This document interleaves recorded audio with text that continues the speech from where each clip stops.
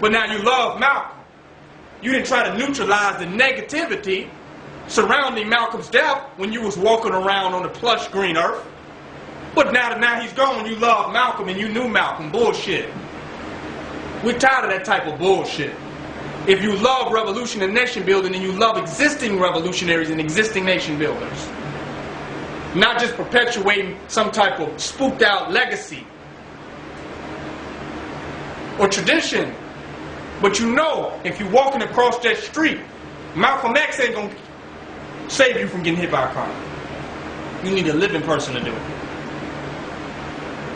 If we have problems in our community today, you can't run to Malcolm X. You can't run to these people who have made their transitions. You have to deal with living people. And their spirit is alive in the living people. Huh? They're not dead because their spirit is inside of the living. And if you respect them, you respect the living energy that is embodied within the people that are on the earth. So my point is, we cannot make revolution by supporting Malcolm's ideas. We cannot make revolution by supporting Khalid Muhammad's ideas. We make revolution by supporting living revolutionaries. Living revolutionaries that are ready to lead with the intelligence, with the strategy, with the dedication, that are ready to lead the people out of this possessiveness of their oppressor. Support living revolutionaries. Study everything. Study everybody. Support living revolutionaries. Matter of fact, go beyond supporting a living revolutionary. Be one. And that's the majority of the necessary support, is you being one. So these people who talk about legacy, and I love Malcolm and I love these people, today they're Malcolms that have come. You can show your integrity to the cause and to the principle of which these people stood by how you address the living today. So when people talk about unity, and we need to unify, are you really putting yourself in a position? Are you really willing to step in a key place to hold up a significant part of revolutionary development? Or are you just saying that because it sounds good?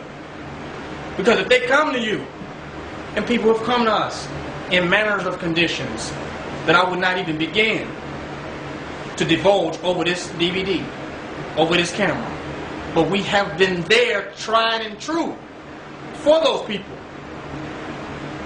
in the conditions that they have come from, and they needed the help of revolutionaries and nationalists.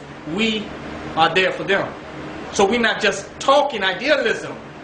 We know, we can see Assata Shakur today in the young sister. Huh? We can see Harriet Tubman in our sisters today. We can see Nenny and the Maroons in our sisters today. Because they're here today. And they're in conditions and situations of which their consciousness must be evolved to play those necessary positions in the revolutionary transformation of our people. Revolution isn't dead. It reincarnates itself in the living spirit of the people to bring about social change. So we have to recognize that in the manifestation of the people that are before us, or otherwise we're killing the revolution in our attachment to the past. We're killing it because it ain't here no more. It's just something Malcolm was talking about, something from the 70s. Niggas ain't doing nothing today. This is the general attitude. You're wrong. Black people are doing something today, and you'll be surprised if it's people standing on this earth now more powerful and more intelligent than anyone that you claim to worship from the past. They before you. And do you have to wait till those individuals are gone to realize how great the contribution of who they were and what they made to the planet? Are you going to wait for their transition? Or are you going to be on the front line? Because positive energy needs positive energy to expand. We all can do a lot. But when we all put our energy together to create something, it will go farther than the growth of what any individual can do. Period. When we bring our energy to the table. So this whole concept of false unification, We're going to unify together. We should come to the aid of one another for revolutionary transformation. We should be at the aid of each other. Specifically, not just slapping hands and doing neat handshakes and saying black power and standing around at a festival or an event. But when your brother call you, when your sister call you and come to you, brother, this is what I need to do to get this to this particular point. We need your assistance to do this. When you stand up there, that's revolution. The rest, take your ass back to work. Go back to school. You know what I'm saying? Go back and be with the white man. And just come and celebrate. And come to a Kwanzaa festival. You know what I'm saying? Literally. Come and put your dashiki on and walk around for a few minutes, and when the event is over, take your ass back to the white man. But if you're serious about revolution, you will be in a key position when you are needed. Everybody sound cool, sound deep, but when it comes down to a needful situation, then you find out, well, I don't know about that. That's your moment. What if the people who had got Assata Shakur out of jail had said, I don't know, I got something to do. Huh? But they ideologically, the imagery is there. But when you need it for assistance, it's, I don't know, brother. That mentality has to change. So we don't want no superficial unity with some iconic nationalistic figure. It's people that are unknown, that nobody know about, whose contribution to this is just as significant to who you think the revolution is coming from. A homeless man on the damn street will be more of service to you than some of these iconic nationalistic figures, because you know what? They will do all that they really can do. And your iconic figures won't do the least that they could really do to help a nationalistic movement actually expand. But they don't want a nationalistic movement. They want a successful black business. Do you know what I'm saying? And they make you think that, oh, I'm failing at causing a revolution. I don't know what to do. We need unity. No, you're succeeding at having a black businesses. You're not failing at revolution. You've never even tried it. And their job is to discourage you from revolution, to incorporate you into successful black entrepreneurship. Huh? So everything that they're telling you, this ain't gonna work.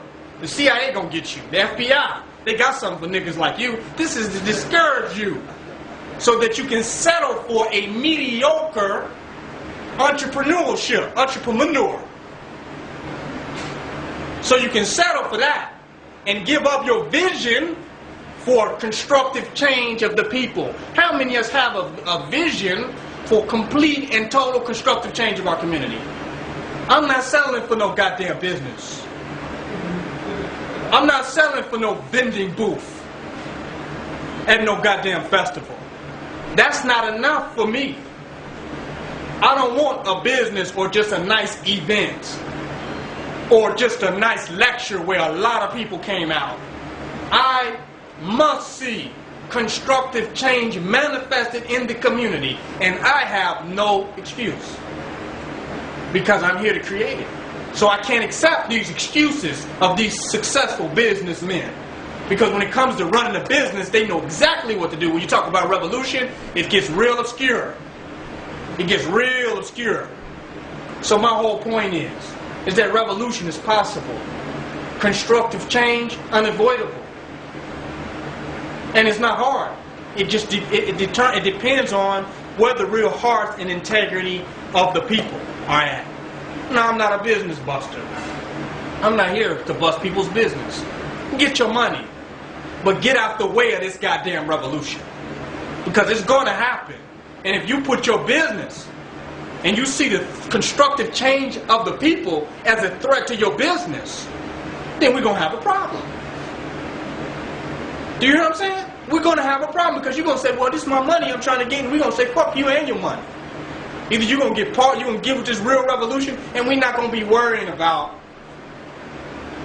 whose toes is being stepped on and this business and that business, and because revolution is kind of ruthless. This is